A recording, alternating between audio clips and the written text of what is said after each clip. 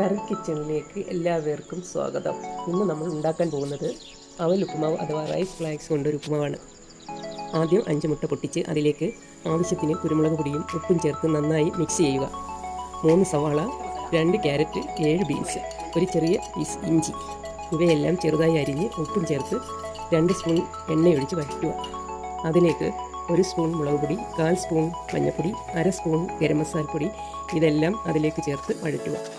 പൊടികളെല്ലാം നല്ലതുപോലെ ചൂടായതിന് ശേഷം 1/2 സ്പൂൺ നെയ്യ് അതിൽ ചേർത്ത് മുട്ട മിക്സും കൂടി ചേർത്ത് ഇളക്കുക.